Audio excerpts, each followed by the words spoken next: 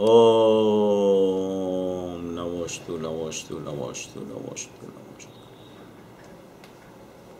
नमो लोये शौत्रिकालवर्ती अर्हन्ताणं, नमो लोये शौत्रिकालवर्ती सिद्धाणं, नमो लोये शौत्रिकालवर्ती आयर्याणं, नमो लोये शौत्रिकालवर्ती उवज्जायाणं, नमो लोये शौत्रिकालवर्ती शवशाहुणम्। ओंकार बिंदु संयुक्तं नित्यं ध्यायन्ति योगिनः। कामदं मोक्षदं चैव ओंकाराय नमो नमः। मंगलम भगवान वीरो मंगलम गौतमो गणी, मंगलम कुंदकुंदार्यो जैन धर्मोस्तु मंगलम। सर्वमंगल मांगल्यम सर्वकल्याणकारकम, प्रधानं सर्वधर्माणं जैनं जयतु शासनम्।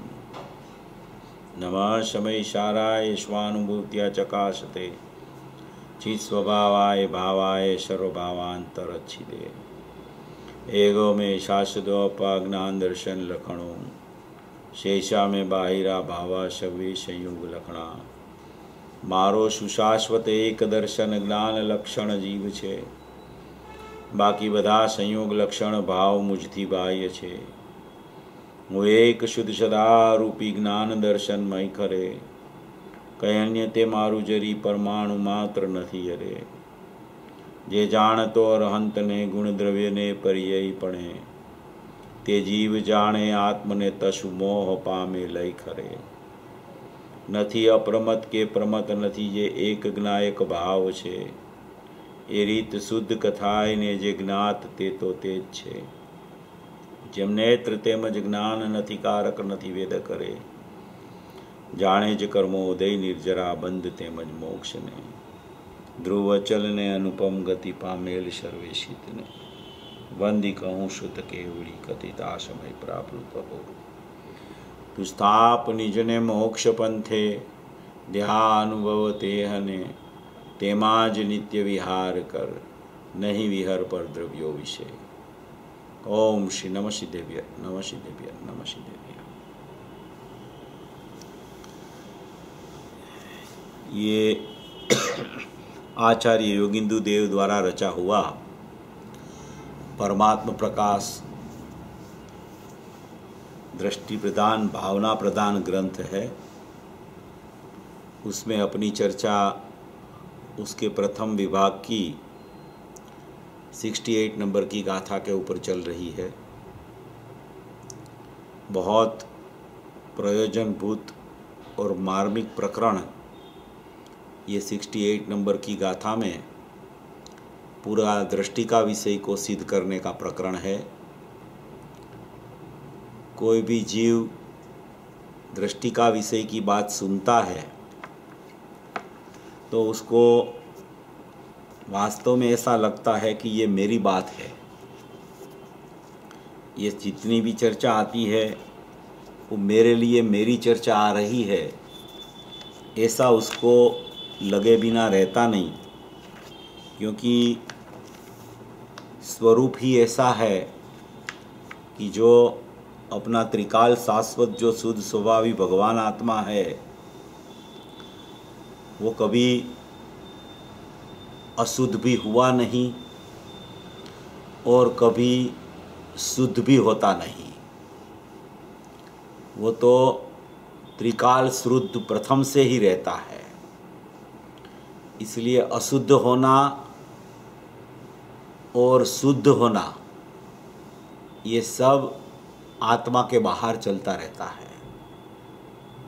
इसलिए आत्मा में शुद्धता की अशुद्धता, नई प्रकट होने वाली अशुद्धता की नई प्रकट होने वाली शुद्धता, वो दोनों में से किसी का भगवान आत्मा जो चैतन्य तत्व दृष्टि का विषय उपादेयभूत तत्व है, उसमें वो प्रविष्ट नहीं होती।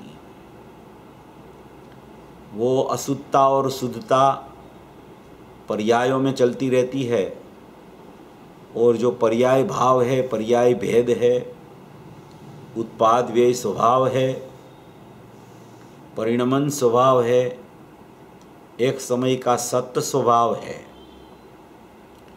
वो त्रिकाल स्वभाव में कभी प्रविष्ट नहीं हो सकता। और त्रिकाल स्वभाव जो है वो अपने में अपने से ही, स्वयं से ही, अपने से ही, प्रथम से ही स्वयं शुद्ध है। इसलिए जो शुद्ध होता है उसको कौन सी शुद्धता करने का विचार आवे। शुद्धता शुद्ध होता है जो स्वभाव, उसको कौन सी शुद्धता प्रकट करनी होती है।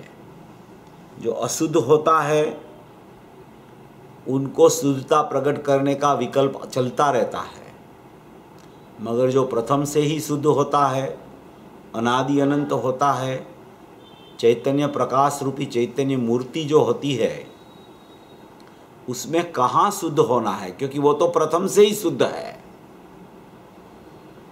ऐसा शुद्धात्मा, ऐसा दृष्टि का विषय, ऐसा उपादेय भूत तत्व, यानी कि मेरा स्वरूप और मेरा स्वभाव को बताने वाली ये परम आदरणीय गाथा है, योगिंदु देव ने लिखी है। ये गाथा में पूरा इसका सार ही ये है कि जीव तो कभी उत्पन्न होता नहीं और कभी मरता नहीं, और जो उत्पन्न होता है और व्यय होता है वो जीव नहीं होता। जीव की उत्पत्ति कभी नहीं होती। जीव की उत्पत्ति अगर होती हो तो जीव को नाश होना पड़े, मगर जीव तो अविनाशी तत्व है, इसलिए वो ना तो कभी उत्पन्न होता है, ना तो कभी उसका विनाश होता है। अविनाशी ही इसे कहते हैं, शुद्ध ही उसे कहा जाता है कि जिसको कभी उत्पन्न न होना पड़े और जो शुद्धता को कभी जाना न पड़े, उसी को ही शुद्ध कहा जाता है। एक समय रह के चली जाए वो शुद्धता काम की क्या मेरे लिए।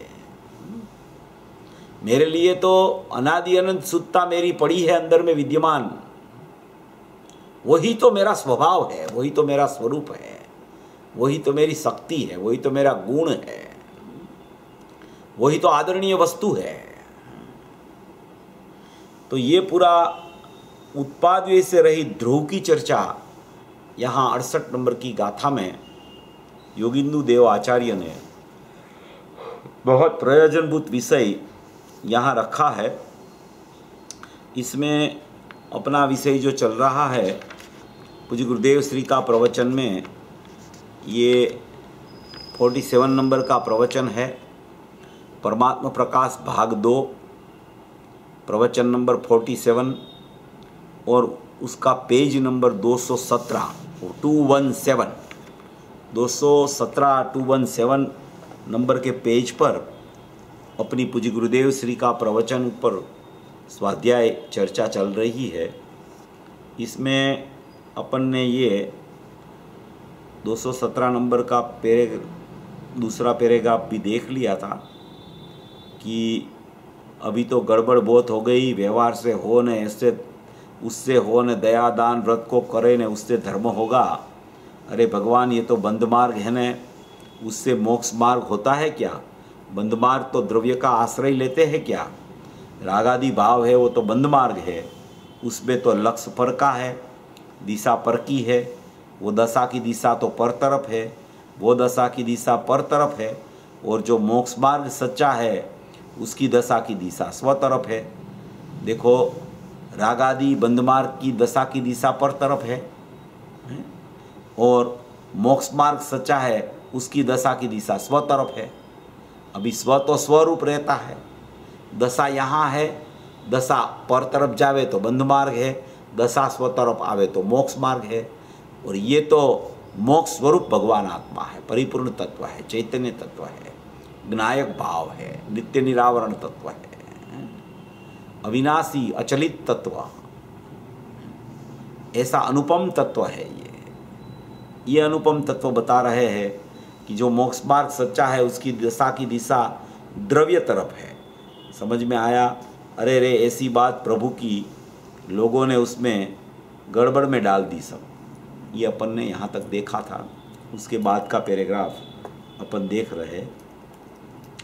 शास्त्र में ऐसा आता है ना कि व्यवहार रत्नत्रयी परंपरा मोक्ष का कारण है, ऐसा आता है। शास्त्र में ऐसा आता है कि व्यवहार रत्नत्रयी जो होता है परंपरा मोक्ष का कारण है।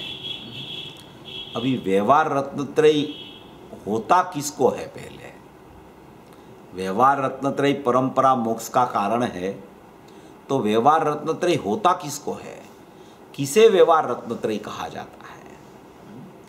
व्यवहार रत्नत्रयी ही इसे कहा जाता है कि जिसको निश्चय रत्नत्रयी प्रकट हो गया हो। निश्चय रत्नत्रयी माने सम्यक दर्शन ज्ञान चारित्राणी मोक्ष मार्ग, वो जिसको प्रकट नहीं हुआ है उसको तो व्यवहार रत्नत्रयी होता ही नहीं है, उसको व्यवहार ही नहीं होता। रत्नत्रयी कहाँ से होवे? वो तो व्यवहाराभास है, प्योर अज्ञान दशा है, मिथ्यात्व की दशा चल रही है, वहाँ व्यवहार रत्नत्रयी तो होता ही नहीं है।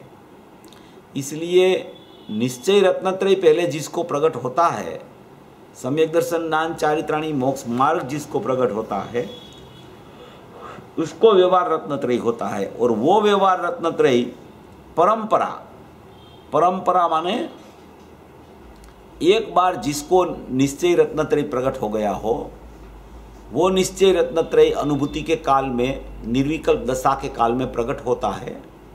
और वो प्रकट होने के बाद में निरंतर नहीं चलता, सदुपयोग निरंतर नहीं चलता चतुर्थ गुण स्थान में ज्ञानी को। तो वो जितने काल तक सदुपयोग चलता है, बाद में वो ज्ञानी विकल्पात्मक दशा में आता है। तो विकल्पात्मक दशा में आया तो वो विकल्पात्मक दशा जो उसकी उत्पन्न हुई, उसमें रागादि का परिणाम भी चलता रहता है। तो वो रागादि के परिणाम का ये उसकी पर्याय पर उपचार देके उसको व्यवहार रत्नत्रयी कहा जाता है। रत्नत्रयी तो सम्यक दर्शन ज्ञान चारित्राणी मोक्ष मार्ग है, मगर व्यवहार रत्नत्रयी जो यहाँ लगाया वो व्यवहार राग की अपेक्षा है, निश्चय सम्यक की अपेक्षा है, व्यवहार राग की अपेक्षा है, और दर्शन ज्ञान चारित्र है वो पर्यायों का परिणमन है। तो निश्चय रत्नत्रयी वो सम्यक दर्शन, सम्यक ज्ञान, सम्यक चारित्र को कहते हैं। व्यवहार रत्नत्रयी वो निश्चय रत्नत्रयी के बाद में विकल्पात्मक दशा में आने वाला व्यवहार रत्नत्रयी कहा जाता है। और वो व्यवहार रत्नत्रयी में रत्नत्रयी है, वो तो सम्यक दर्शन ज्ञान चारित्राणी मोक्ष मार्ग की परिणति तो चलती रहती है, मगर उपयोग में अभी रागादि भाव का परिणमन वहाँ अभेद हुआ, तो उसको ऐसा कहा जाता है कि ये व्यवहार रत्नत्रयी चल रहा है। तो वो व्यवहार रत्नत्रयी का काम क्या है? तो कि व्यवहार रत्नत्रयी परंपरा मोक्ष का कारण है। तो व्यवहार रत्नत्रयी राग वाली पर्याय मोक्ष का कारण कैसे होगी? तो कि ऐसा नहीं कहना है। निश्चय रत्नत्रयी जिसको प्रकट होता है उसको व्यवहार नहीं क्रम क्रम क्रम क्रम से आता है।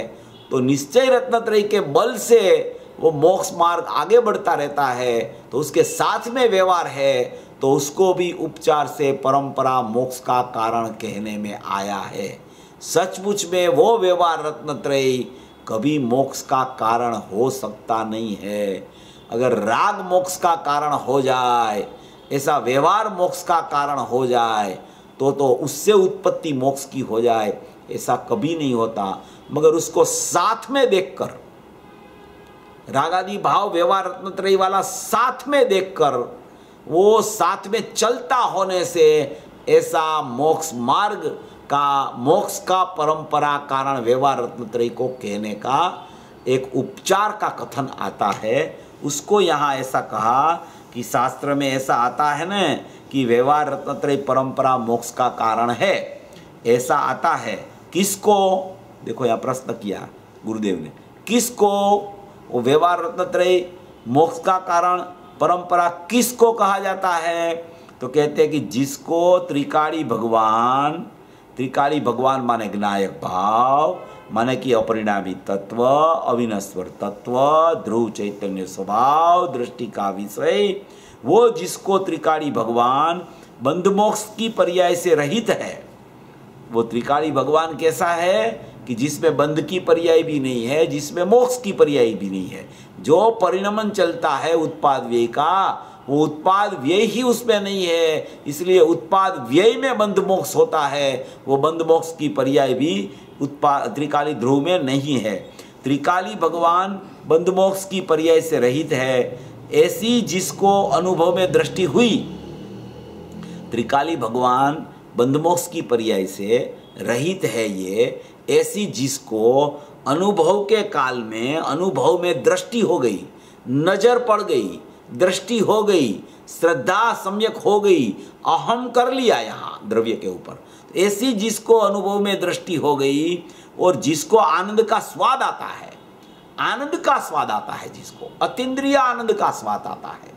अतीन्द्रिय ज्ञान और अतीन्द्रिय आनंद दोनों एक साथ में प्रकट जब होता है, तब वो ज्ञान में अतीन्द्रिय आनंद का स्वाद ज्ञानी पुरुष को बंध मोक्ष से रहित जो त्रिकाली ध्रुव है, उसका जिसको अनुभव होता है, उस पर दृष्टि करके उसको अतीन्द्रिय आनंद का, अतीन्द्रिय ज्ञान में स्वाद आता है। जिसको आनंद का स्वाद आता है, उसको, जिसको आनंद का स्वाद आता है उसको, उसका मतलब कि हिंदी में ऐसे कहते हैं ना कि जो आनंद स्वरूप ध्रुव प्रभु है, उसका आश्रय करने से जो सम्यक दर्शन ज्ञान चारित्र हुआ, तो ये आनंद की दशा हुई।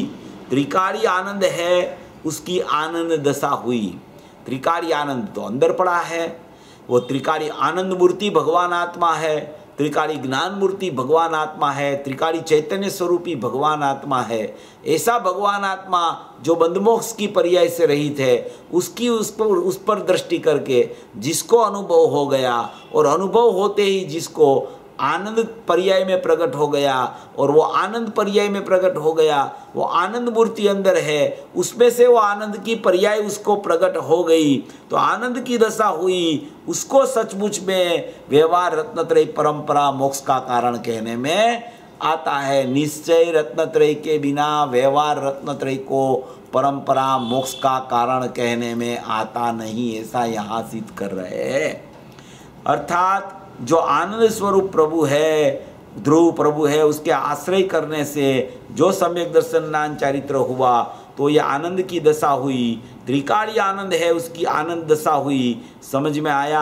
आहा। और राग भाग है, राग भाग है, राग भाग माने अभिज्ञानी को भी वितरागता परिपूर्ण नहीं हुई, मात्र स्वरूपाचरण चारित्र की एक कसाई की चौकड़ी क्रोधमान माया लोभ की अनंतानुबंधी कसाई की चली गई है।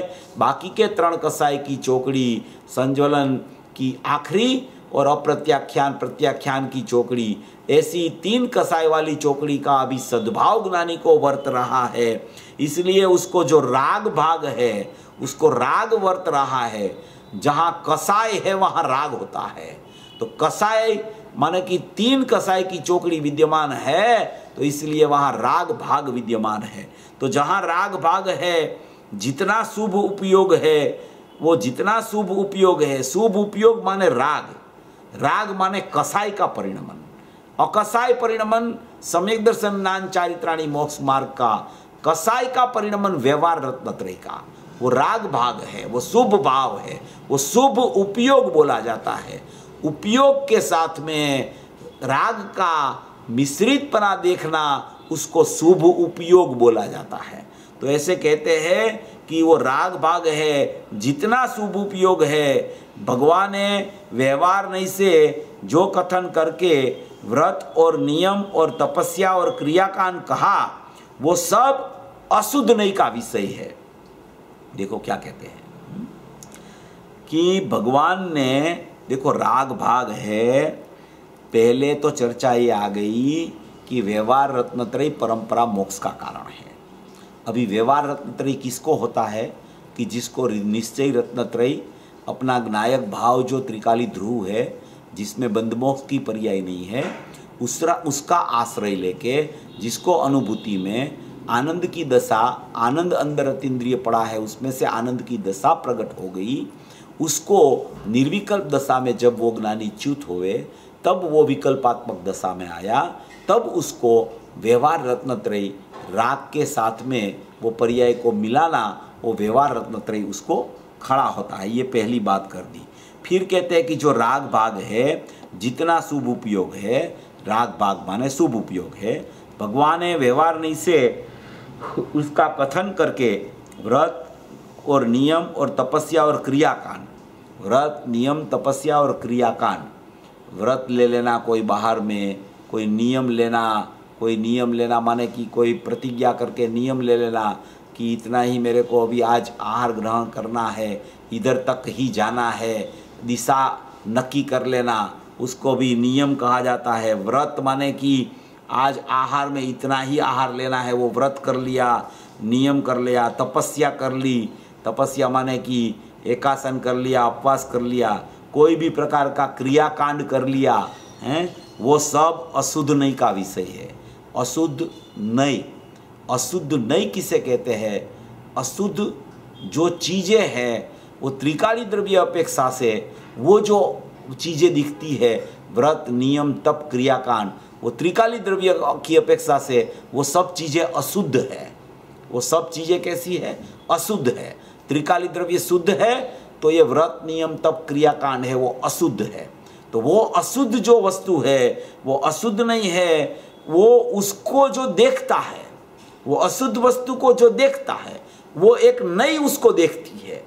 तो नई उसको जो अशुद्ध वस्तु को देखती है तो वो नई का नाम अशुद्ध नहीं हो जाता है। नई माने ज्ञान का अंश।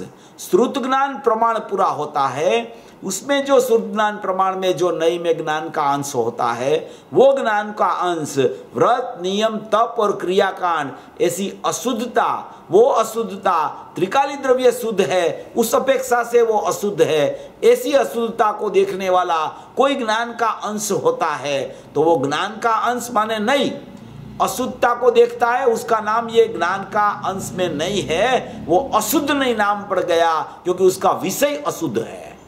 पर्याय में जो अशुद्धता चलती है वो अशुद्ध को विषय जो नहीं कर रही है तो वो नई का नाम अशुद्ध नहीं हो जाती है। अभी द्रव्य को जो नई विषय करती है तो द्रव्य शुद्ध है, इसलिए द्रव्य को विषय करने वाली नई का नाम शुद्ध नहीं हो जाता है। ये शुद्ध नहीं, ये अशुद्ध नहीं। व्रत नियम तप क्रियाकांड अशुद्ध नहीं का विषय, त्रिकाली द्रव्य शुद्ध नहीं का विषय। क्यों शुद्ध नहीं का विषय? क्योंकि वो शुद्ध है, इसलिए उसको शुद्ध नहीं का विषय कहा जाता है। नई माने ज्ञान, और ज्ञान ये शुद्ध वस्तु को देखे तो वो शुद्ध नहीं का विषय हो गया। ये व्रत नियम तप और क्रियाकांड वो अशुद्ध, अशुद्ध माने विभाव, विभाव माने शुभ भाव, वो शुभ भाव को त्रिकाली द्रव्य की अपेक्षा से अशुद्ध कहा गया, वास्तव में वो शुभ भाव है। तो वो अशुद्ध की, उस अशुद्ध को देखना, ज्ञान से अशुद्धता को देखना, तो वो नई ज्ञान में हो गई, अशुद्ध नई नाम पड़ गया। जो विषय को जो ज्ञान का अंश देखता है वो ज्ञान का अंश का नाम वो नई हो जाती है। जो विषय को देखता है वो विषय जैसा है ऐसा यहाँ ज्ञान का अंश का नाम, अशुद्ध को देखता है तो अशुद्ध नहीं, शुद्ध को देखता है तो शुद्ध नहीं, निश्चय को देखता है तो निश्चय नहीं, व्यवहार को देखता है तो व्यवहार नहीं, द्रव्य को देखता है तो द्रव्यार्थिक नहीं, पर्याय को देखता है तो पर्यार्थिक नहीं, ऐसे नयों का विभाग हो जाता है।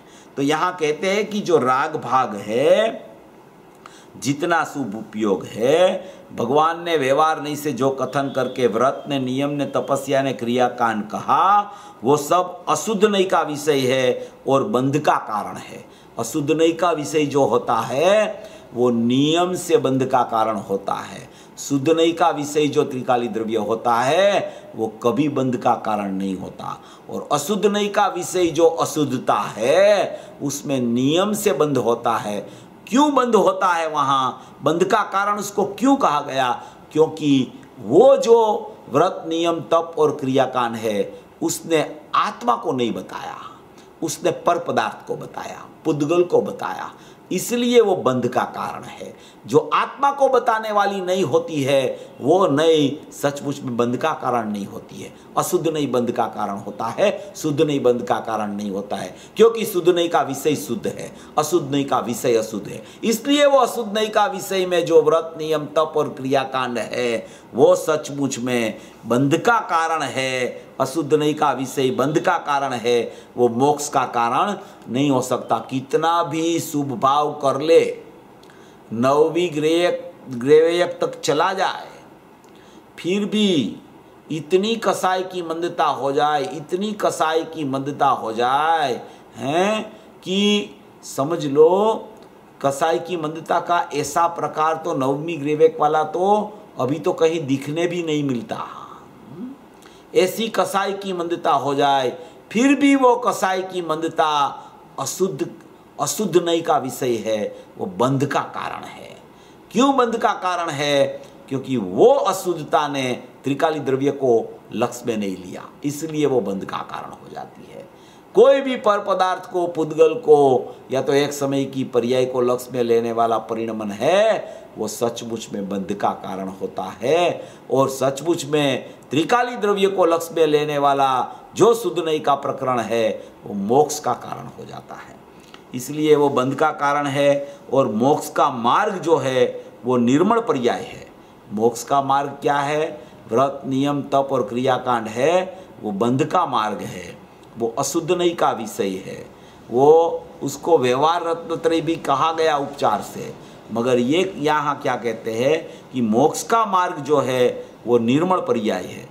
मोक्ष का मार्ग किसे कहते हैं? निर्मल पर्याय को।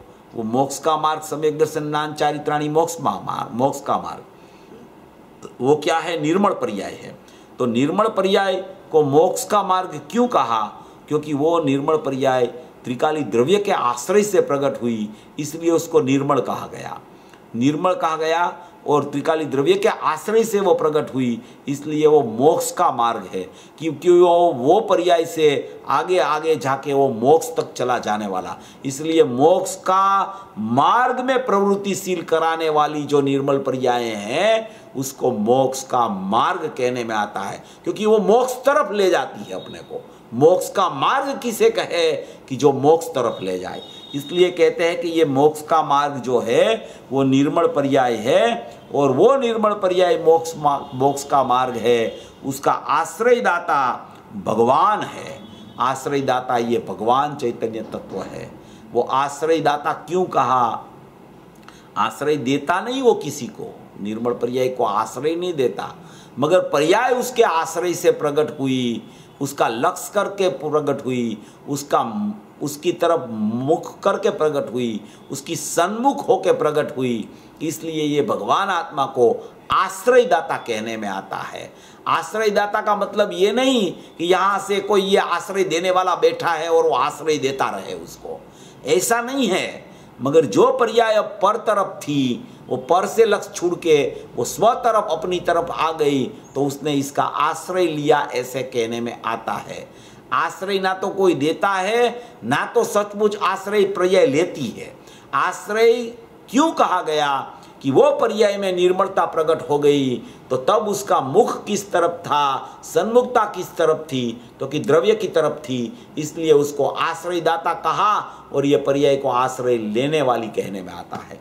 इसलिए कहा कि ये मोक्ष का मार्ग जो है वो निर्मल पर्याय है, उसका आश्रयदाता भगवान है। दाता का अर्थ वो पर्याय को देता नहीं, कुछ लिखा है देखो इसमें। दाता का अर्थ क्या है? कि वो कुछ पर्याय को देता नहीं है, उसमें कुछ देने लेने का व्यवहार ही नहीं है। यहाँ से कुछ किसी को दे दे और ये इसमें से कुछ ले ले तो ये अधूरा हो गया, तो इसकी पर्याय से पूर्णता होगी। ये तो परिपूर्ण तत्व है। ये परिपूर्ण तत्व में तो ना कुछ किसी को देना है, ना कुछ किसी से लेना है। ऐसा परिपूर्ण तत्व त्रिकाल रहता है, अनादि अनंत रहता है, एक रूप रहता है, सुधनई का विषय होता है, वो दृष्टि का विषय कहा जाता है, उपादेय भूत तत्व अनादि अनंत कहा जाता है। वो जब से है, प्रथम से ही, माने कि अनादि से है, जब से है, उसमें भी उसका अंत वाली बात आ जाती है। अनादि से वो है, अनादि से है, उसका मतलब है कि वो प्रथम से ही परिपूर्ण है। जब से है अनादि से, तब से परिपूर्ण है। उसको किसी को कुछ देना नहीं, किसी से कुछ लेना नहीं। इसलिए यहाँ कहा कि मोक्ष का मार्ग जो है वो निर्मल पर्याय है, उसका आश्रयदाता भगवान है। दाता का अर्थ वो पर्याय को कुछ देता नहीं है। त्रिकाली द्रव्य पर्याय को कुछ देता नहीं है। आहा, ये द्रव्य पर्याय का दाता नहीं है। द्रव्य जो त्रिकाली द्रव्य है वो पर्याय का दाता नहीं है, माने कि पर्याय को कुछ देता नहीं है। दाता माने देने वाला। ये कुछ देने वाला नहीं है, ना तो ये कुछ लेने वाला है। ये देने वाला नहीं है माने कि पर्याय निर्मल हो गई, पर्याय शुद्ध प्रकट हो गई, तो ये शुद्धता है। उसमें से कुछ उसने दिया तो ये शुद्ध होई, तो कि ऐसा कुछ है ही नहीं, क्योंकि ये कुछ देता ही नहीं। पर्याय अपने में, अपने से अपने में रहकर शुद्ध होती है, तब इसका मुख इधर है, तो ऐसा कहा जाता कि इसका आश्रय लिया और इसमें शुद्धता प्रकट हो गई। शुद्धता प्रकट जब होने वाली होती है तब वो यहाँ आश्रय लेने के लिए, सन्मुख होने के लिए जाती है पर्याय। तो वहाँ उपचार से कहा जाता है कि इसका आश्रय लिया तो ये पर्याय में शुद्धता की प्रकटता हो गई। सचमुच में ये कुछ देने वाला नहीं है। अगर ये कुछ कोई कहते हैं ना कि ये तो डोनर है, तो कि डोनर कैसे बना दिया भैया तूने इसको? ये डोनर नहीं है, ये कुछ देता नहीं पर्याय को। देखो इसमें लिखा है, ये गुरुदेव के प्रवचन में है कि दाता का अर्थ वो पर्याय को कुछ देता नहीं है। आश्रय दाता का अर्थ वो पर्याय को कुछ देता नहीं है। वो पर्याय को कुछ देने वाला नहीं है। वो पर्याय तो स्वयं शुद्ध अपने से होती है, तब इसका लक्ष्य यहाँ है। तो ऐसा कहा जाए कि द्रव्य के आश्रय से, द्रव्य के लक्ष्य से पर्याय में शुद्धता आ गई। इसने कुछ दिया नहीं है उसको, ऐसा कहना चाहते हैं। दाता का अर्थ वो पर्याय को कुछ देता नहीं। आहा, ये द्रव्य पर्याय का दाता नहीं। क्या कहते हैं? ये द्रव्य है, वो पर्याय का दाता नहीं है। वो अपना आत्मधर्म में तो आ गया है। आत्मधर्म छपता है, वहाँ छपता था उस टाइम में, बहुत सालों से छपता है, अभी भी छप रहा है। तो उस टाइम में जो आत्मधर्म में ये छपा होगा कि ये द्रव्य पर्याय का दाता नहीं है, तो उस हिसाब से यहाँ ये कहने में आया कि द्रव्य पर्याय का दाता नहीं है। तो ये द्रव्य पर्याय का दाता नहीं है, वो अपने आत्मधर्म में आ गया है ना। योगसार में, योगसार में ये बात आती है कि द्रव्य पर्याय का दाता नहीं है। ये अमित गति आचार्य का योगसार है, उसमें ये चर्चा आई है कि द्रव्य पर्याय का दाता नहीं है। योगसार का कथन आत्मधर्म में बहुत आ गया। अभी तो आत्मधर्म भी बहुत स्पष्ट आने लगा है। आत्मधर्म भी बहुत स्पष्ट आया है। અત્યારે આત્મધર્મ બહુ સારું સ્પષ્ટ આવે છે, લોકો બહુ રાજી થાય છે। ये कार्तक महीने से आत्मधर्म पढ़कर लोगों बहुत राजी खुशी होता है। कोई फेरफार हुआ होता है ना आत्मधर्म का, कोई संपादन में, संकलनकर्ता में कोई फेरफार हो जाता है, तो कोई नई नई बातें आने लगती है आत्मधर्म मैगजीन में, तो पूज्य गुरुदेव श्री को वो पता चलता है। तो गुरुदेव उसका ये यहाँ ये बात इसलिए कर रहे हैं कि अभी तो कार्तक महीने से आत्मधर्म बहुत अच्छा आ रहा है, लोग बहुत खुशी हो रहे हैं पढ़कर। ओहो, आत्मधर्म तो आत्मधर्म अब आया। आहा हा, क्या है? देखो ये आत्मधर्म की बात आती है ना, तो एक बात बहुत याद आती है कि आत्मधर्म जब से निकलना शुरू हुआ है तब से वो, पहले जब समझ लो कि गुरुदेव की टेप तो होती थी और कभी नहीं हुई हो, कभी होती हो, मगर आत्मधर्म में पूरी बातें प्रवचन में जो आई है उसका संकलन आता था।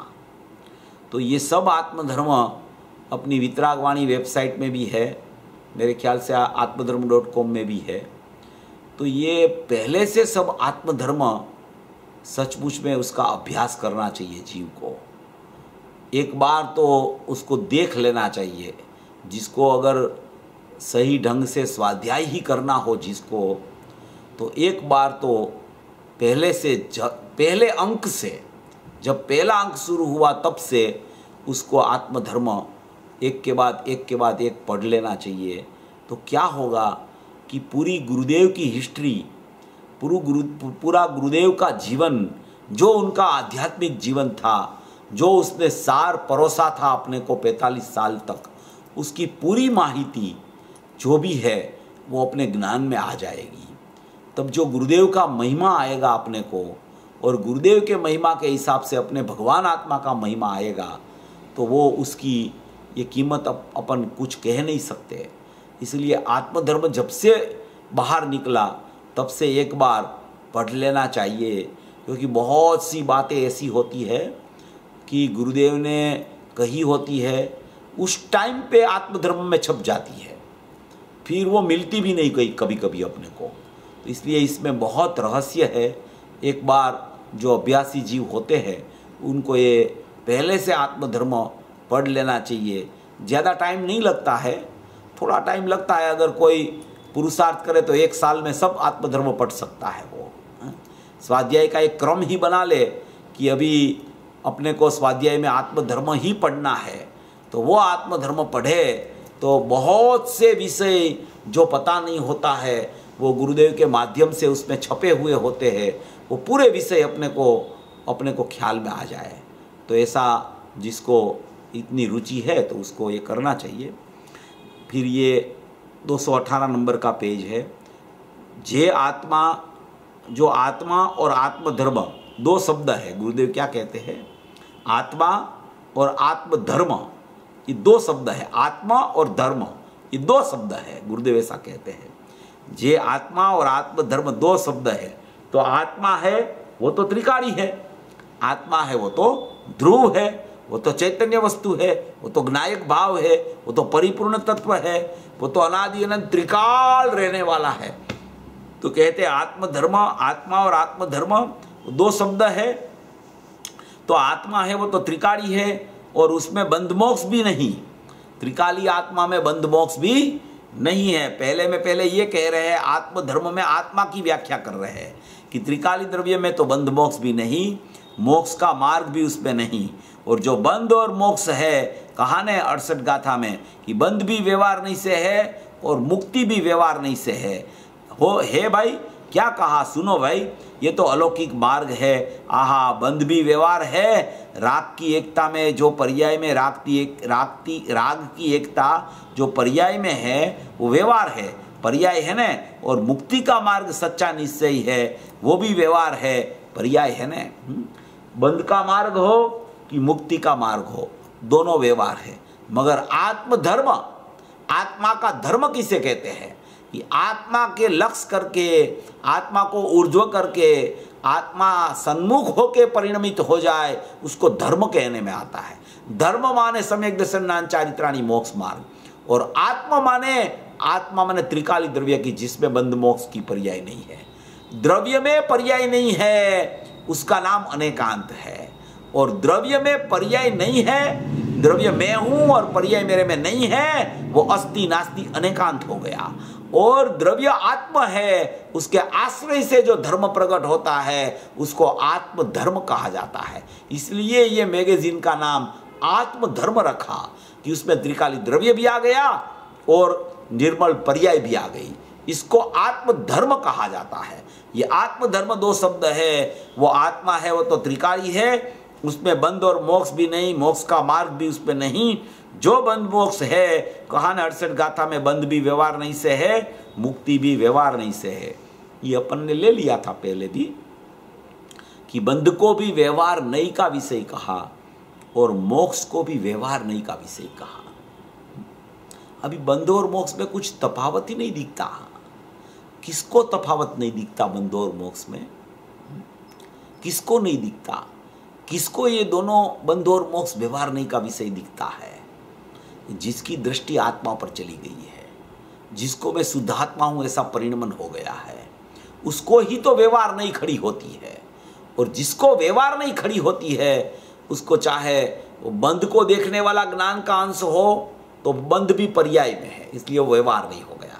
मोक्ष को देखने वाला ज्ञान का अंश हो तो मोक्ष भी पर्याय है, तो वो भी व्यवहार नहीं हो गया। मोक्ष माने शुद्ध पर्याय, बंध माने अशुद्ध पर्याय। अशुद्ध और शुद्ध को निकाल दो तो दोनों पर्याय है, इसलिए पर्याय होती है वो व्यवहार नहीं का विषय होता है। चाहे वो शुद्ध पर्याय हो चाहे वो अशुद्ध पर्याय हो। व्यवहार नहीं माने ज्ञान का अंश, ज्ञान का अंश माने श्रुत ज्ञान प्रमाण। वो श्रुत ज्ञान प्रमाण में जो ज्ञान का अंश है वो ज्ञान का अंश एक श्रुत ज्ञान में, वो प्रमाण श्रुत ज्ञान क्यों कहा गया कि श्रुत ज्ञान प्रमाण में अनंत ज्ञान का अंश है।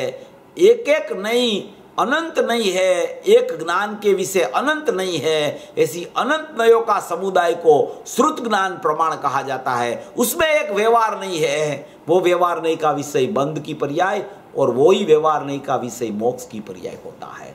क्योंकि बंध और मोक्ष दोनों पर्याय है, चाहे अशुद्ध पर्याय हो चाहे शुद्ध पर्याय हो, मगर समयवर्ती होने से, एक समयवर्ती होने से दूसरे समय में नाश हो जाती होने से उसको व्यवहार नहीं का विषय कहा जाता है। क्योंकि व्यवहार नहीं का विषय जो होता है वो नाशवान होता है, व्यवहार नहीं का विषय जो होता है वो समयवर्ती होता है, व्यवहार नहीं का विषय जो होता है वो टिकने वाला नहीं होता है, इसलिए तो उसको व्यवहार नहीं का विषय कहा जाता है। और जो टिकता हुआ विषय है, अनादि अनंत विषय है, एक रूप विषय है, वो शुद्ध नहीं का विषय है। क्योंकि वो शुद्ध है और वो उसको ज्ञान का अंश उसको प्रकट करता है, इसलिए उसको शुद्ध नहीं का विषय कहा जाता है। इसलिए यहाँ कहते हैं कि ये बंध भी व्यवहार नहीं से है और मुक्ति भी व्यवहार नहीं से है। भाई क्या कहा सुनो भाई, ये तो अलौकिक मार्ग है। गुरुदेव कहते हैं ये तो अलौकिक मार्ग है, अपूर्व मार्ग है। आहा, बंध भी व्यवहार है, राग की एकता जो पर्याय में है वो व्यवहार है, राग की एकत्व बुद्धि, राग की एकता जो चलती है वो व्यवहार है, राग की एकता का नाम व्यवहार है। एकत्व बुद्धि अलग चीज है और एकता भी एक अलग चीज है।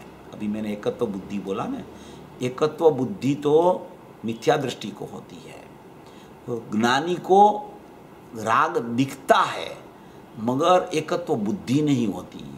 वो राग दिखता है, उस अपेक्षा से एकता कही जाती है, इसलिए वो व्यवहार करने का विषय बन जाता है। एकत्व बुद्धि नहीं होती ज्ञानी को, एकत्व बुद्धि अज्ञानी को होती है, एकता कही जाती है वो ज्ञानी को होती है। तो के बंध भी व्यवहार है, राग की एकता जो पर्याय में है वो व्यवहार है, पर्याय है ना।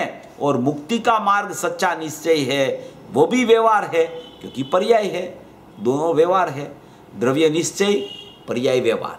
पर्याय में कौन सी पर्याय, तो कि बंध की पर्याय हो, मोक्ष की पर्याय हो, दोनों व्यवहार। क्यों व्यवहार, समयवर्ती है, टिकती नहीं है, फिरता तत्व है, वो एक समयवर्ती है, अनादि अनंत नहीं है, नाशवान है, इसलिए वो व्यवहार है।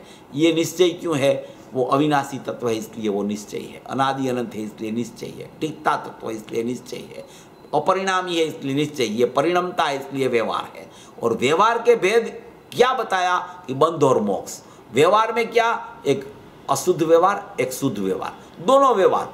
और दोनों व्यवहार का विषय व्यवहार नहीं किया कि ज्ञान का अंश जो जिसको प्रसिद्ध करे जो व्यवहार को, उस नई का नाम व्यवहार नहीं कहा जाता है, ऐसा यहाँ सिद्ध करते हैं। ये प्रकरण ऐसा, नयों का प्रकरण भी बहुत समझने लायक है, बहुत समझने लायक है। ऐसा ही कह दे कि आत्मा में नहीं है ही नहीं, खत्म हो गई बात, अपने को क्यों विचार करना उसका। तो भाई ये सब प्रकरण आएगा जब गुरुदेव का, तो क्या करोगे आप। गुरुदेव का प्रवचन तो सुनते हैं अपन, अभी ये प्रकरण आएगा तो नहीं का गुरुदेव ने बोला, मगर नहीं है। अरे भैया नहीं तो है ही नहीं, आत्मा में दृष्टि का विषय में तो है ही नहीं, मगर तेरा अभी परिणमन चल रहा है, तुझे वो दिख रहा है, तेरा अशुद्धता वाला परिणमन भी चल रहा है। अशुद्धता जाएगी तो मोक्ष मार्ग का आंशिक शुद्ध परिणमन चलेगा, आंशिक शुद्ध परिणमन के बाद में भी अशुद्ध परिणमन होगा, और फिर आंशिक शुद्ध परिणमन आहिस्ता आहिस्ता बढ़ते तुझे मोक्ष मार्ग में से मोक्ष होगा। तो ये सब प्रकरण आता है, वहाँ सब नयों का प्रकरण भी आता है। कम से कम निश्चय नहीं और व्यवहार नहीं, दो नई का ज्ञान तो यथार्थ रूप से जीव को बराबर होना चाहिए। ज्यादा नई में उलझने की जरूरत नहीं है, ज्यादा तो स्वभाव को याद करना है। मगर जब नई का प्रकरण आवे तो उसकी समझ बराबर कर लेनी चाहिए। इसलिए कोई नई का प्रकरण को अपनी शुद्धता का प्रकरण न मान लेवे, अपना विषय न मान लेवे। इसीलिए वो नई का प्रकरण भी समझना जरूरी है कि नई का प्रकरण ख्याल में आ गया तो पता चलेगा कि ये बंध और मोक्ष तो व्यवहार नहीं का विषय है, निश्चय नहीं का विषय तो त्रिकाली द्रव्य है, ऐसा भेद ज्ञान हो जाएगा। इसलिए ये समझना जरूरी है। कोई भी समझना जरूरी नहीं हो ना, वो बात गुरुदेव नहीं करते हैं, कभी गुरुदेव नहीं करते हैं। गुरुदेव को एक बार प्रश्न पूछा गुरुदेव को कि ये आप ये कभी रात्रि भोजन नहीं करना, अपक्ष नहीं खाना, ये सब उपदेश आपके प्रवचनों में क्यों नहीं आता है? कभी क्यों नहीं आता है? कभी कभी आता भी है गुरुदेव के प्रवचन में, नहीं आता ऐसा नहीं है, मगर बहुत कम आता है। कोई बार आ जाए श्रावक रत्नकरण श्रावकाचार का प्रकरण चलता हो, श्रावक धर्म प्रकाश है, कोई समयसार की गाथाओं में भी कोई ऐसा विषय आवे तो आ जाता है कि रात्रि भोजन नहीं होना चाहिए जैनों को, ये सब बात भी आती है, मगर बहुत कभी कभी आ जाती है। तो गुरुदेव को प्रश्न किया कि ये आपके प्रवचन में ये बात क्यों नहीं आती है? तो गुरुदेव ने क्या जवाब दिया मालूम है?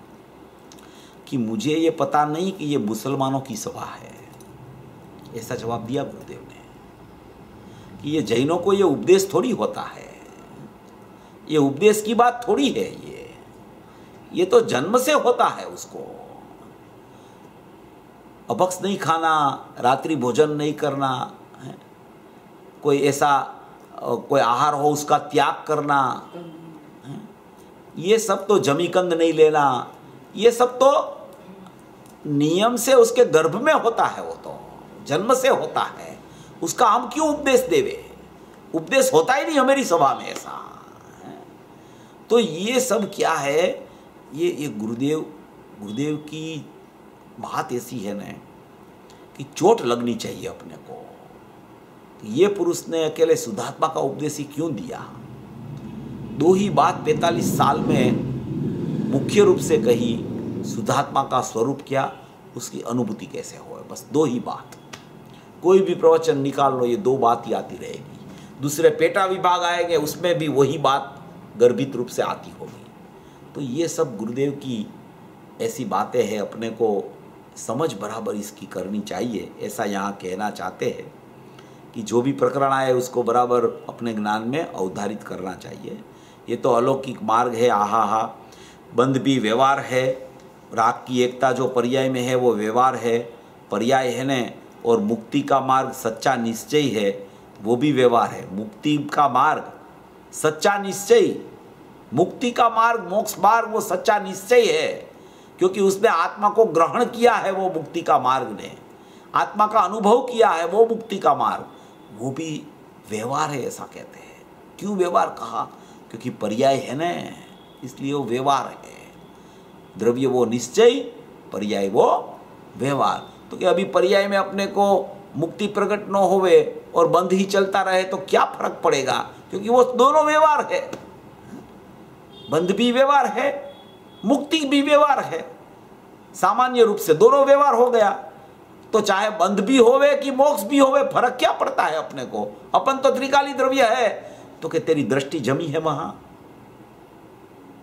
अगर तेरी दृष्टि द्रव्य ऊपर है तो तुझे विकल्प ही खड़ा नहीं होगा कि पर्याय में बंध है कि मोक्ष है।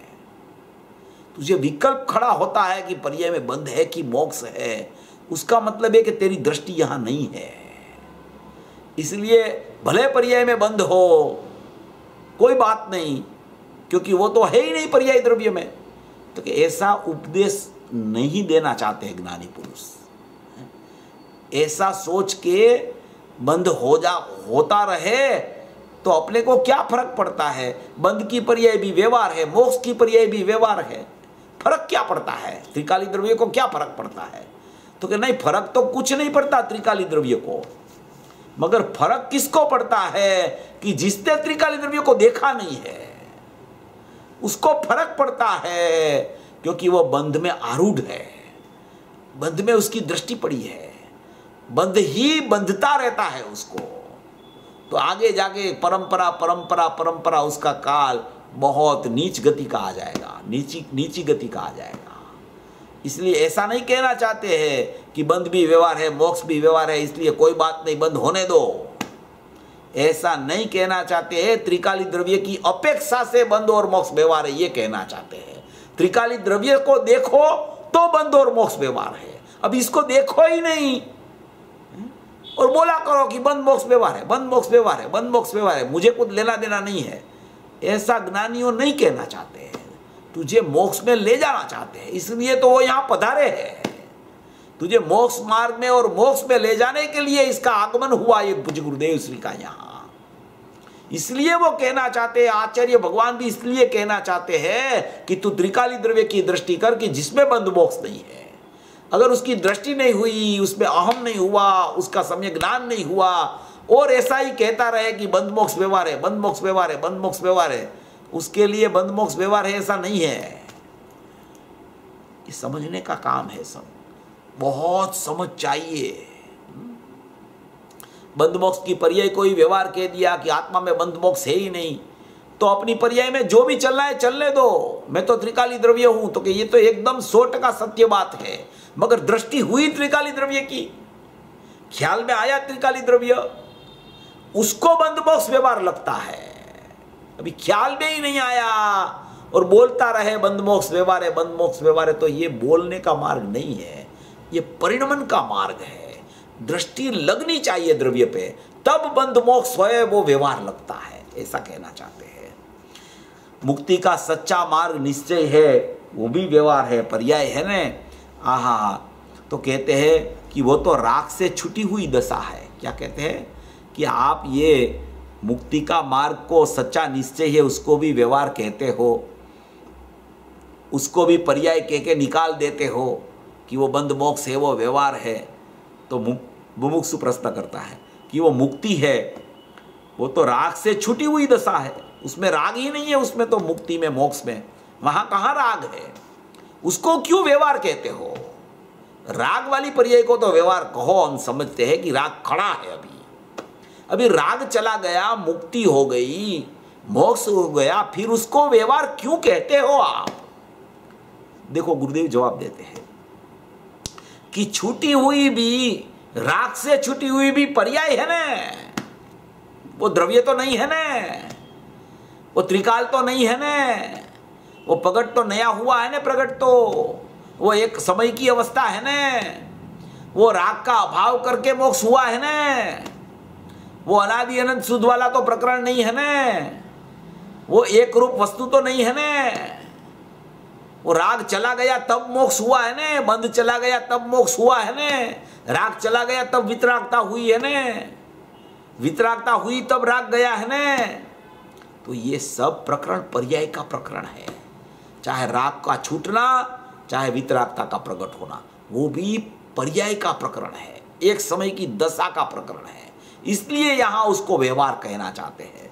वो छूटी हुई भी पर्याय है ना, पर्याय है वो व्यवहार है, पर्याय ही व्यवहार है, पूरी पर्याय को ही व्यवहार कह दिया यहां।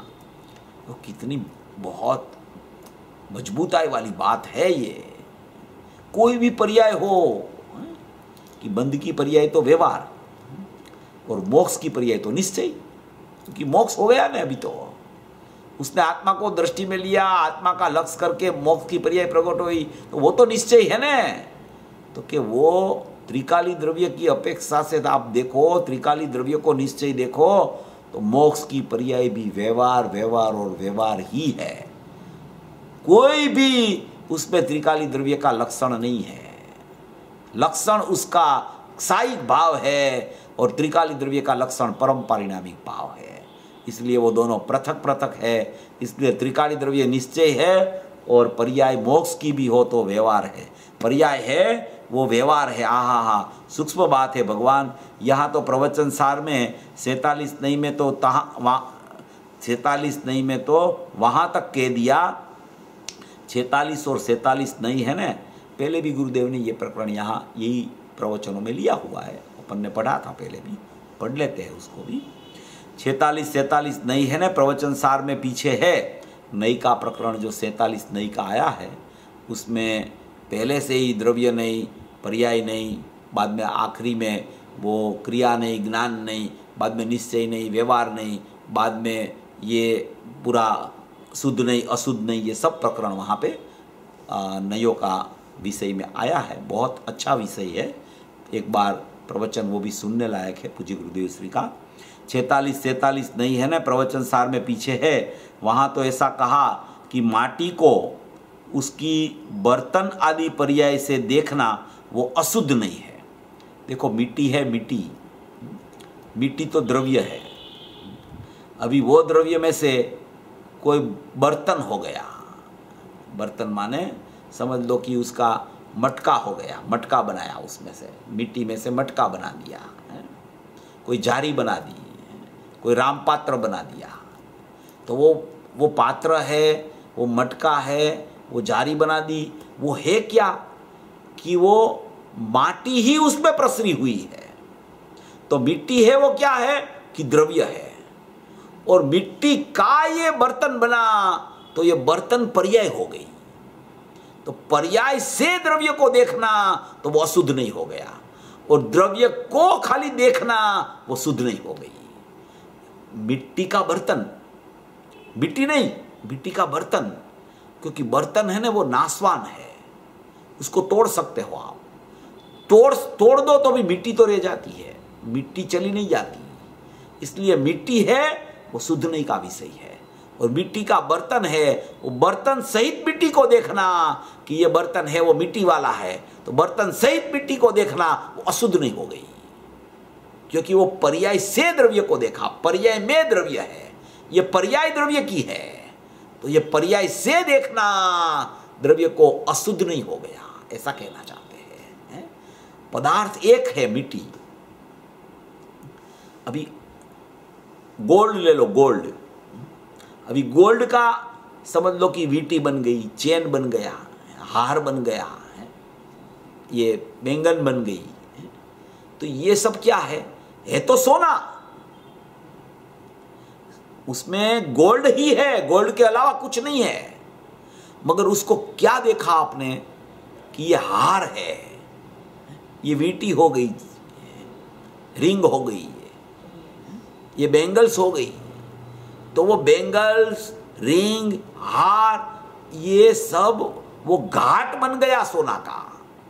वो घाट नाशवान होता है, सोना सोना रूप रह जाता है घाट का नाश हुए तो भी। इसलिए पर्याय नाशवान है और द्रव्य ऐसा न ऐसा रहता है, अविनाशी तत्व। तो वो पर्याय से, रिंग से सोना को देखना वो अशुद्ध नहीं, और उसी में सोना ही देख लेना, रिंग के काल में सोना देखना, रिंग को तोड़ के नहीं। जब रिंग बन गई है, हार बन गया है, तब हार से सोना को मत देखना, ये तो सोना है, ये तो गोल्ड है, गोल्ड है, ऐसे देख लेना, वो शुद्धनी का प्रकरण है। और उसी में हार से सोना को देखना वो अशुद्धनी का प्रकरण है, ये यहां कहना चाहते हैं। ये बहुत, इसमें द्रव्य दृष्टि होती है। ये अपन कहते हैं ना कि द्रव्य पर्याय भिन्न है द्रव्य से, पर्याय द्रव्य से भिन्न है, बराबर है। तो ये तो दृष्टि का विषय बताना है, तो द्रव्य में पर्याय है ही नहीं। तो सोना है, सोना, गोल्ड, उसका घाट हो गया समझो। अभी अपने को क्या दिखता है कि बैंगल्स दिखी, अपने को हार दिखा, चेन दिखा, रिंग दिखी, तो अपन घाट को देखते हैं। जीव क्या करता है, घाट को देखता है। अभी उसी समय वो घाट है ना, उसी समय भेद ज्ञान है वहां, उसी समय पर्याय को भिन्न करने की जरूरत नहीं है। देखो ये मार्मिक बात बता रहा हूं, द्रव्य पर्याय भिन्न है, द्रव्य पर्याय भिन्न है, द्रव्य पर्याय भिन्न है, ये अंदर बिठा दिया होता है ना, फिर ये घाट वाला सोना सामने आता है ना, तो वो भेदना नहीं कर सकता है। वो उसको ऐसा लगता है कि ये सोना, ये घाट तो सोना का ही बना हुआ है, ये कैसे निकालूं इसमें से इसको। तो कि घाट को तेरे को तोड़ना नहीं है, घाट को अलग करेगा तो तुझे सोना दिखेगा, ऐसा नहीं है। घाट को अलग करने की जरूरत नहीं है। मगर जब घाट दिखता है तब तुझे वो घाट किसका है, तो कि सोने का, तो तुझे सोना ही दिखना चाहिए उसमें। तो पर्याय रह गई और द्रव्य दृष्टि हो गई। और ये ऐसा करते हैं, पर्याय भिन्न है, द्रव्य भिन्न है, ऐसा इसमें आता है बहुत। तो वो क्या कहना चाहते हैं, पर्याय भिन्न है और द्रव्य भिन्न है, कि पर्याय ऐसे भिन्न नहीं करना है यहां पर्याय और द्रव्य एक साथ होने पर भी पर्याय को देखना बंद करना है, उसका नाम पर्याय भिन्न है। ऐसे पर्याय भिन्न नहीं होती। कोई बहुत मार्मिक प्रकरण है ये। अपन ने क्या बिठा रखा होता है कि पर्याय तो भिन्न है, द्रव्य भिन्न है। ऐसे नहीं होती पर्याय भिन्न। कोई द्रव्य पर्याय बिना का नहीं होता और कोई पर्याय द्रव्य बिना की नहीं होती। अभी देखने की दृष्टि कहां है उसकी, ये दृष्टि का खेल है पूरा। अभी सोना है और घाट भी है, दोनों है एक साथ में। अभी उसमें क्या करना, द्रव्य दृष्टि कैसे करना उसमें? तो कि घाट को तोड़ दो पहले, फिर सोना दिखेगा। तो कि तोड़ने की जरूरत ही नहीं है। तू तोड़ने की जरूरत कहां है तुझे? तोड़ने की जरूरत में क्या तोड़ेगा तो क्या पुरुषार्थ है उसमें? तो सोना ही दिखेगा। तोड़ेगा तू घाट को तो सोना ही दिखेगा। और सोना दिखेगा कैसे? सोना का भी कोई घाट होगा उस टाइम भी। सोने का लट्ठा ले लो तो उसका भी घाट है। अकेला सोना कहां होता है?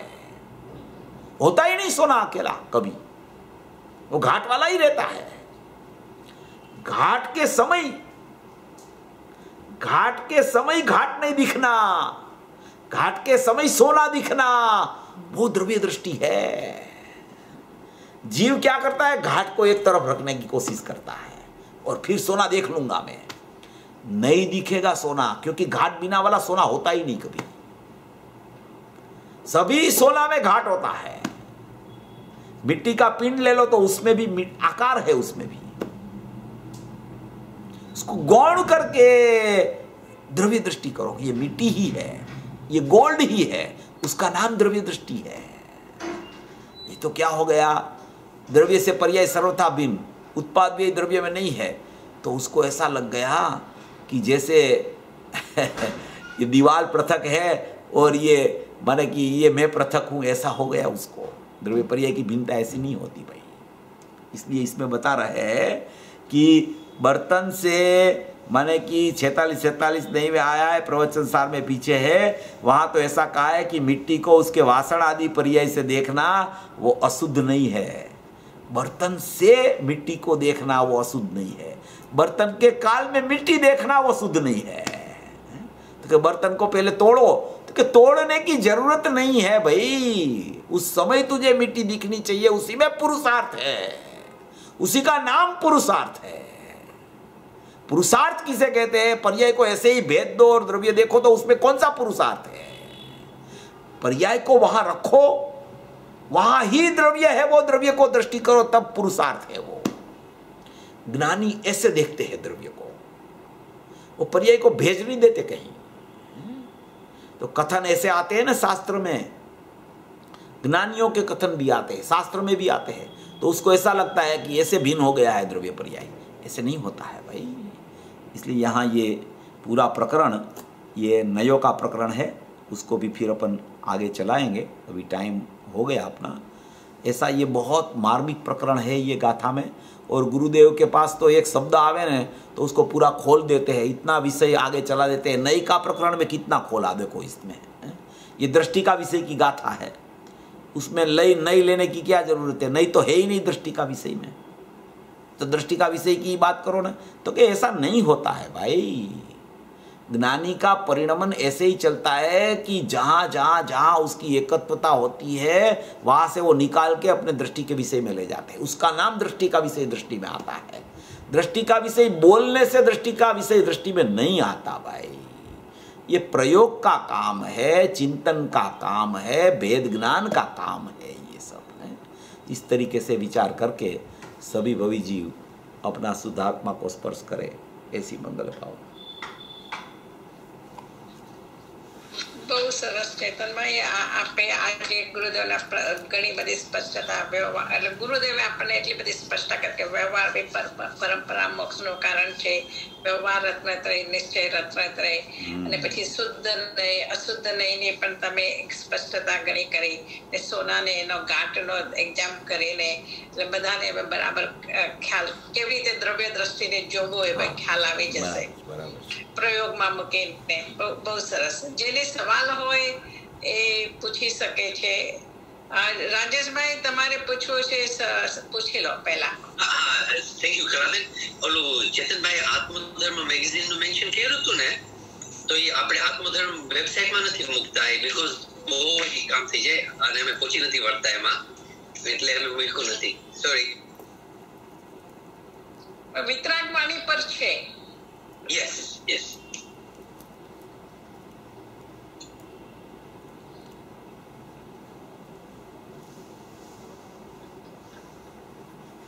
હાજી, જેને સવાલ હોય એ અનમ્યુટ કરીને પૂછી લેજો, અને તમે હાથ રાઈઝ કરશો તો તમારું નામ લઈશે. હાજી. હા, મારો અવાજ નહીં સંભળાતો હોય ને હમણાં હું બોલી? એના પહેલા નતો સંભળાયો કે મ્યુટમાં તમે બોલતા હતા, હવે સંભળાય છે.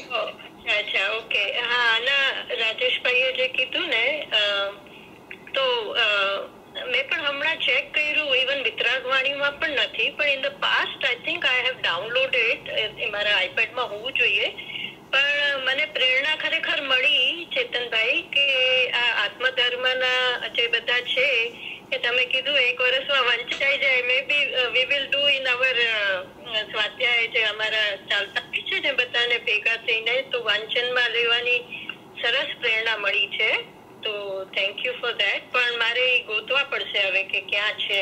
એક છે ને આ વિતરાગ વાણીમાં છે, તમે ગુરુદેવના એમાં જઈને પછી મેગેઝિનમાં જશો ને મેગેઝિનમાં પછી આત્મધર્મ દેખાશે. ઓકે ઓકે, હા, ત્યાંથી જ મેં ડાઉનલોડ કરેલા પાસ્ટમાં. Okay, thank you. કોઈ તો મારી પાસે છે, મેં ડાઉનલોડ કરેલા છે. હા હા હા, મારા છે ને જૂના આઈપેડમાં જ છે મારી પાસે બી ડાઉનલોડ. પણ થેન્ક યુ, આ રિમાઇન્ડેડ મી કે આ મેગેઝિનમાં જઈને જ કરેલા મેં. Thank you. બીજા કોઈને સવાલ હોય તો અનમ્યુટ કરીને પૂછી લેજો.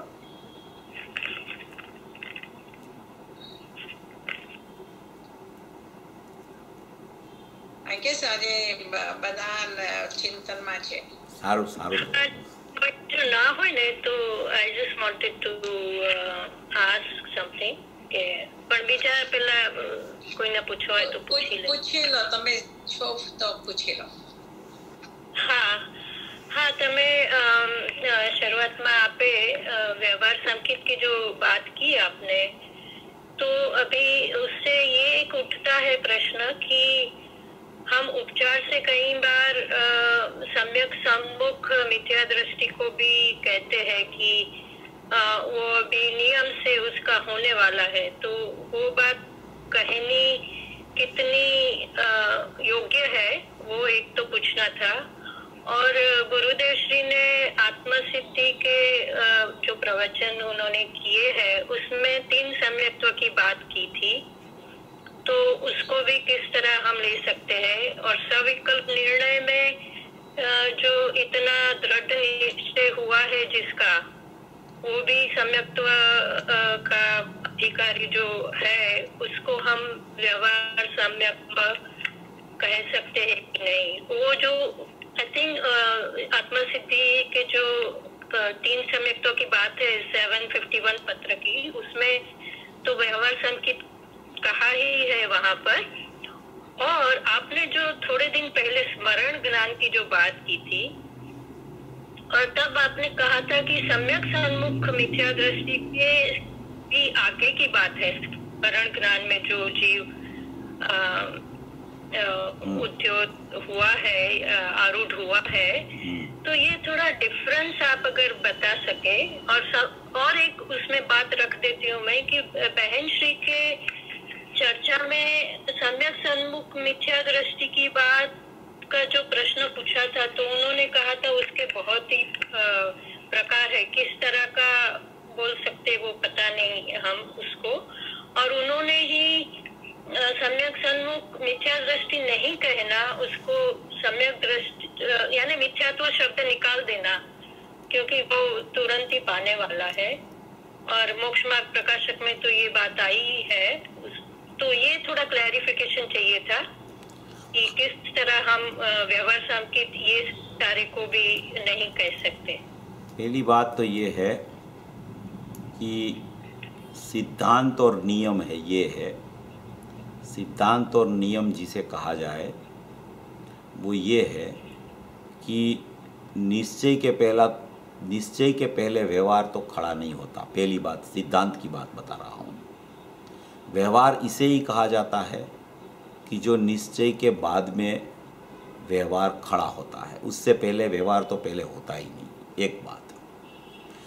अभी ये सम्यक सन्मुख मिथ्या दृष्टि की बात है, उसको अपन ऐसा कहे कि व्यवहार समकित, तो व्यवहार समकित वहाँ जो अपेक्षा निश्चय के बाद में जो व्यवहार समकित का आरोप आता है, वो अपेक्षा वहाँ समकित सन्मुख मिथ्या दृष्टि में लागू नहीं पड़ती है।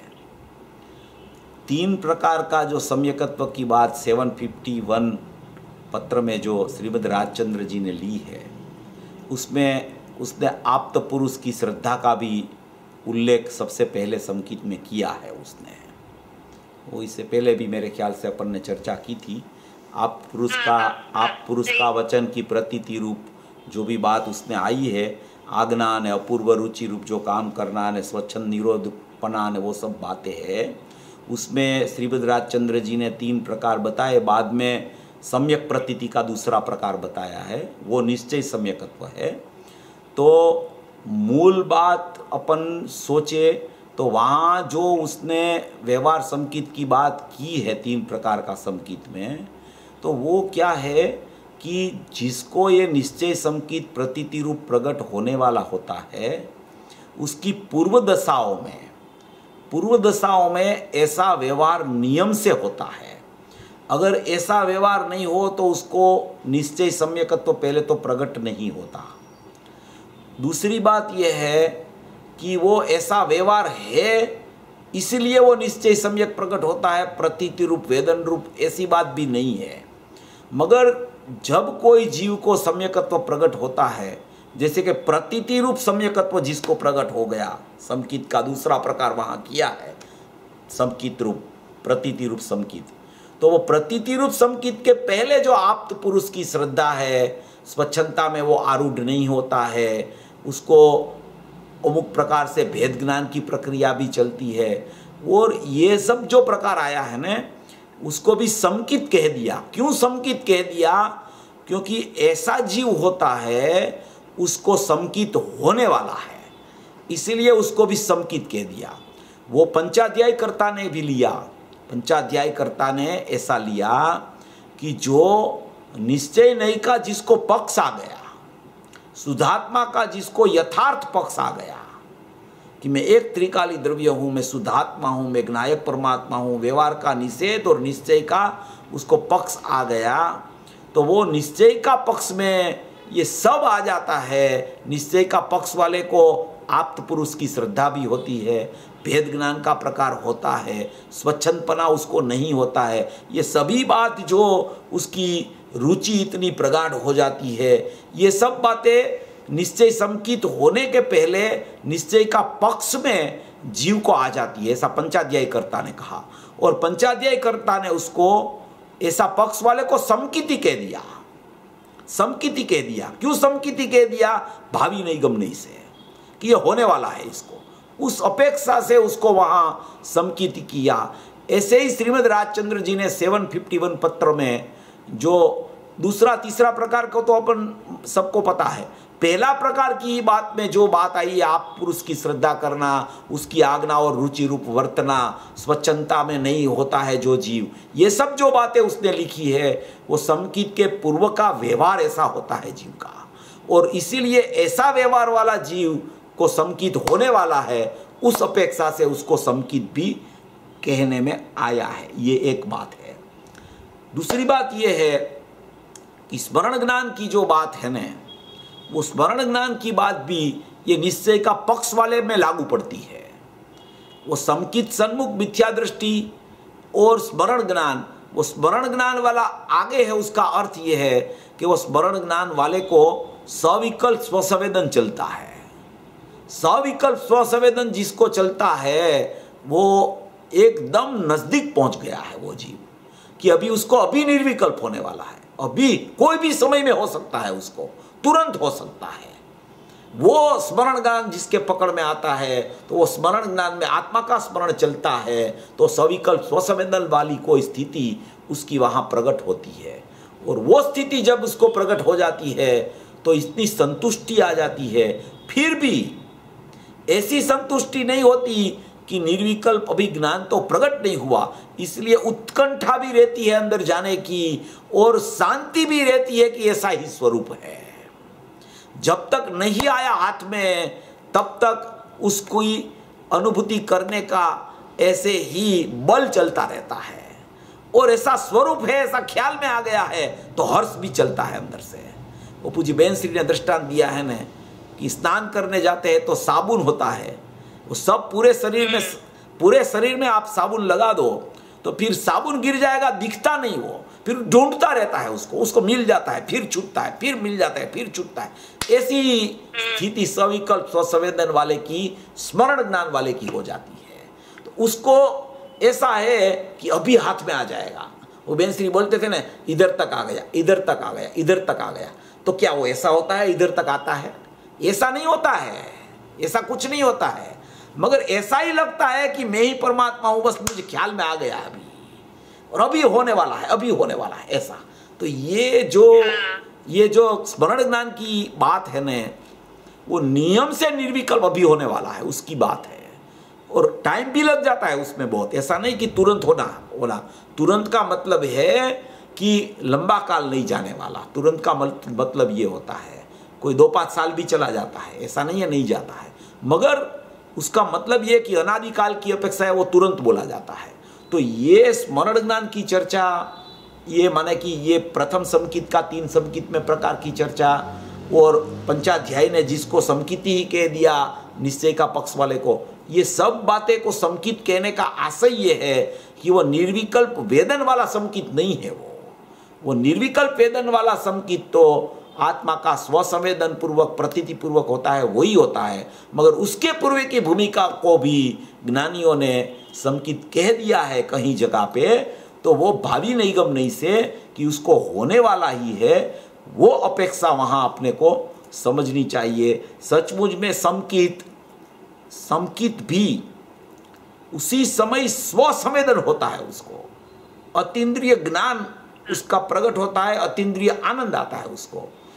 मात्र प्रतीति वो सचमुच में अकेला, वो तो श्रद्धा की बात है। प्रतीति माने प्रतीति के साथ में सम्यक ज्ञान होता है, सम्यक ज्ञान में वेदन आता है रीतसर उसको, अतीन्द्रिय ज्ञान उसका प्रकट होता है उसको। प्रतीति तो श्रद्धा की पर्याय की स्थिति है, मगर जब तक उसके साथ में वेदन नहीं है अगर आत्मा का, तो वो प्रतीति सच्ची नहीं है। वो स्वसंवेदन वाली प्रतीति सम्यक दर्शन में होती है। तो इसकी बहुत कीमत है। ये ज्ञान में वेदन आता है, ज्ञान में ख्याल आता है, ओ हो ऐसा आत्मा है, ऐसी प्रतीति हुई, ऐसा ही मैं हूं, आत्मा हूं ऐसा। तो ये एक पूरा प्रकार इस तरीके से अपने को सोचना चाहिए। सबसे एक ही बात बहुत सब लोगों को ध्यान में लेने लायक है, राग से अलग पड़ना है अपने को। ज्ञान से कोई अलग नहीं हो सकता, राग से अलग होता है। वो राग अलग हो गया, राग पृथक दिखने लगा तो ज्ञान अंतर्मुख हो जाता है तुरंत।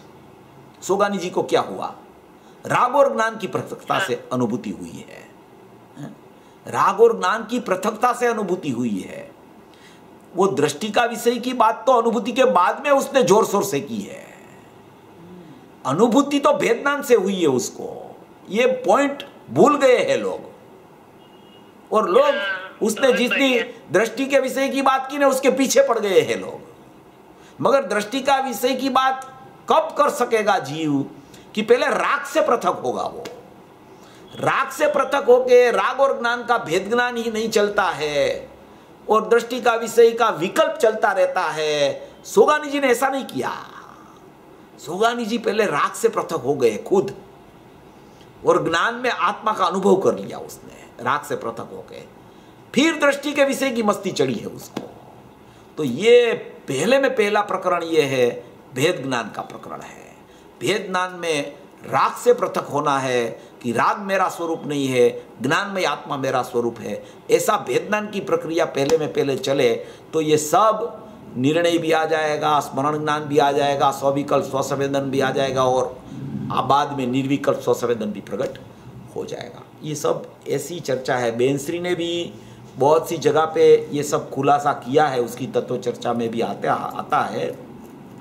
बेंसरी का आप क्या बोल रहे थे? बेंसरी का कुछ आपने बताया ना, बेंसरी के बारे में। हाँ, बेंसरी के बारे में जो उनने तत्व चर्चा में दो तरह की बात की थी।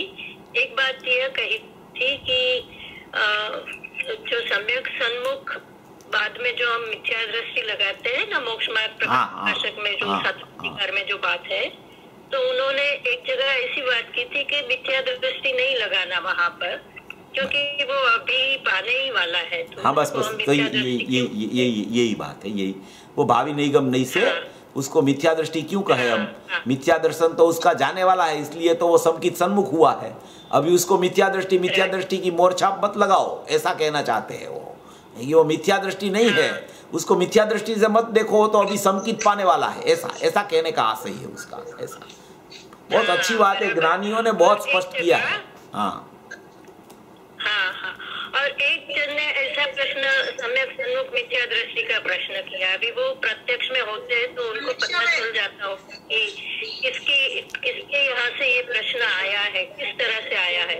तो उनको ऐसा बोला कि अभी कौन सा प्रकार है वो हम बोल नहीं सकते, उसके भी असंख्य भेद हो सकते हैं। सम्यक सन्मुख मिथ्या दृष्टि जो सही बात, सही बात। कि मैं सन्मुख हो गया हूँ, मेरा अभी होगा, इस तरह का कुछ प्रश्न था। तो तब उन्होंने ऐसा कहा कि वो बहुत से भेद हो सकते हैं, पर वो खुद को पता चलता है कि वो क्या है। ये प्रकरण ऐसा है कि जो जीव समकित सन्मुख होता है, जो उसको अल्प काल में अनुभूति होने वाली है, उसको टाइम जैसे जैसे जाता है ना, जैसे टाइम जाता है और निर्विकल्प स्वसंवेदन नहीं आता है, तो उसको खुद को पता चलता है कि मैं कहाँ रुका हूँ। वो रुकावट उसकी आहिस्ता आहिस्ता निकलती है, और वो रुकावट आहिस्ता आहिस्ता निकलती है, फिर वो अंदर डूब जाता है। वो उनको पता चल जाता है, क्योंकि उसका ज्ञान एकदम काम करता है बराबर। क्योंकि समकित सन्मुख किसी को ही बोलते हैं कि जिसका ज्ञान में निर्णय ऐसा हो गया है, ऐसा हो गए है, ऐसी यथार्थता आ गई है स्वभाव की कि अभी उसका पक्का निर्णय होने वाला है अनुभूति में। तो वो ज्ञान है ने बराबर विचार दशा में, निर्णय वाला भूमिका में वो एकदम हित अहित का विवेक कर लेता है, और हित स्वरूप क्या है और मेरी पर्याय में अहित क्या अभी वर्त रहा है कि उसके हिसाब से मैं वहां पहुंच नहीं रहा हूं, वो बराबर उसको पता चल जाता है। तो उसको छोड़ता है और आगे बढ़ता है, छोड़ता है और आगे बढ़ता है, फिर वो अनुभूति हो जाती है। ऐसा। बहुत बढ़िया। आपने मुझे लगता है चर्चा संग्रह से भी ये बात दी थी। संवेदन Can you hold your question? Other people want to ask something now. જરૂર મારું પતિ ગયું છે, પણ thank you so much Chetanbhai. Chetanbhai, તો આપણે કહ્યું એ બરાબર છે, તો પછી આપણે જે એમ પણ કરાય ને કે હું રાગથી જુદો છું, શરીરથી જુદો છું, હું તો જ્ઞાયક જ છું, એવું ચાલવું જોઈએ ને? હા, એ બરાબર છે, બરાબર છે. ભેદનાન રાગથી જુદો જ્ઞાયક છું એવું ભેદનાન ચાલે. સારી, બરાબર છે.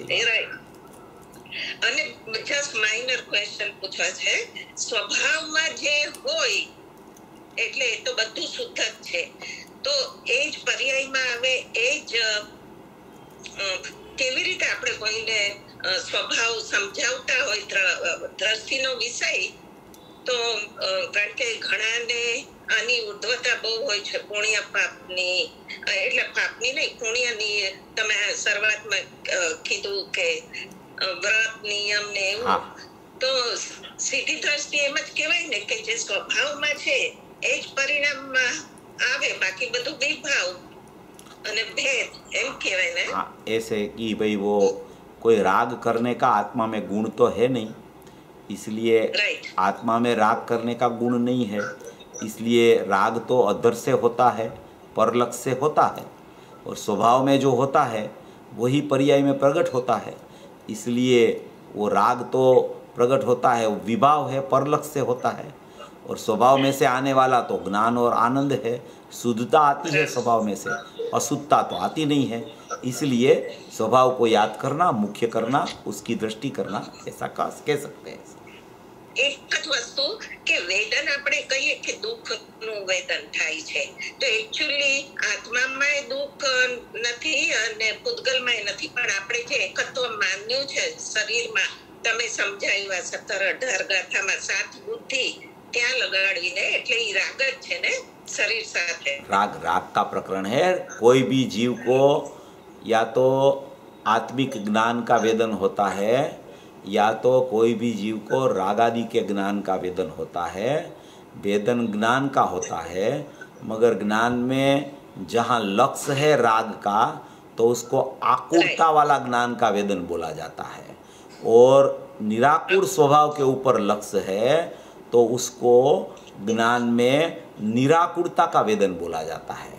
वेदन ज्ञान का होता है, मगर विषय कौन सा है उसके ऊपर ज्ञान का वेदन की बात आती है। ऐसा जैसिका मैम તમે પૂછી લેજો ભાઈ। હા, જય શ્રી ચેતનભાઈ, આપણે એમ કહીએ કે વેદનની અપેક્ષા વેદનની અપેક્ષા તો આત્મા આપણે પ્રત્યક્ષ છે એમ કહીએ છીએ, અને આપણે એમ કહીએ કે મતિશ્રુત જ્ઞાનની અપેક્ષા એ આત્મા પરોક્ષ છે એમ આપણે કહીએ છીએ। પણ પછી 274ની ગાથામાં જ્યારે ગુરુદેવ સમજાવે છે તો એમ કે છે મતિશ્રુત જ્ઞાન પ્રત્યક્ષ છે, કેમ કે સ્વાનુભાવ જ્યારે થાય છે ત્યારે પરની અપેક્ષા ત્યાં છે નહીં, તેથી મતિશ્રુત જ્ઞાનને સીધું આત્માને જાણવામાં પ્રવર્તે છે। એનું જરા સમજાવો ને।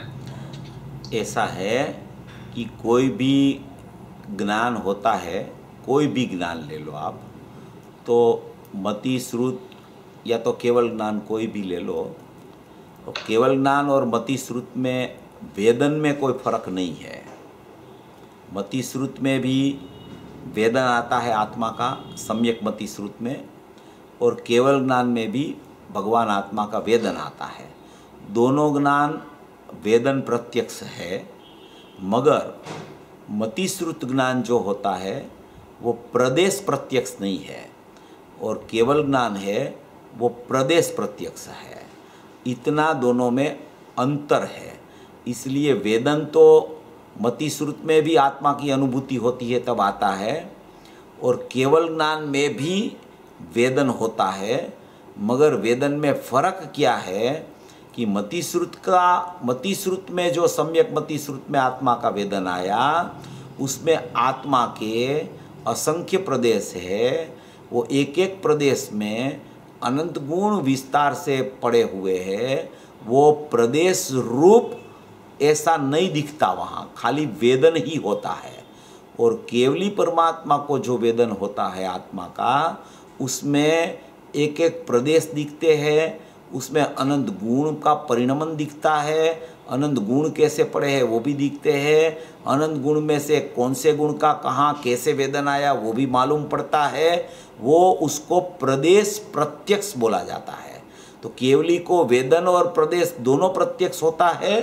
मति श्रुत ज्ञानी को चतुर्थ गुण स्थान से लेके आगे जब तक वो समझ लो कि श्रेणी भी चढ़ जाए, वितरागता हो जाए, तब तक भी उसको प्रदेश प्रत्यक्षता नहीं होती, मात्र वेदन प्रत्यक्षता रहती है।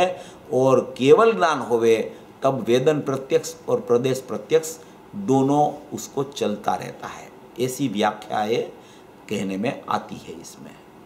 इसके अलावा कुछ आपको कहना है तो बोल दो, मैंने तो ये समझाऊं, आपने पूछा है वो।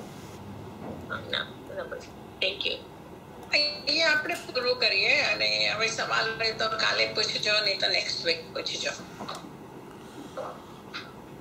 अहोपकार जिनवरनो कुंदनो ध्वनि दिव्यनो जीन कुंद ध्वनि आप्या अहो आ गुरु काननो जीन कुंद ध्वनि आप्या अहो आ गुरु राज भजनो, जावाणी के ज्ञान से सूझे लोकालोक, सोवाणी मस्तक नमो सदा द्वैत मूढ़ो। 9 बार नमस्कार मंत्र।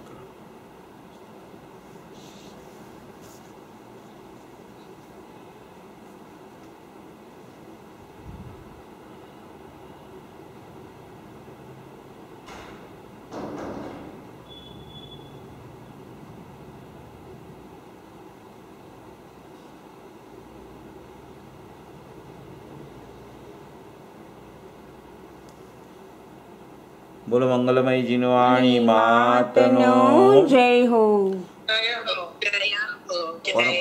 परम कृपाळु अनंत अनंत अनंत उपकारी श्री सद्गुरुदेवनो जय हो।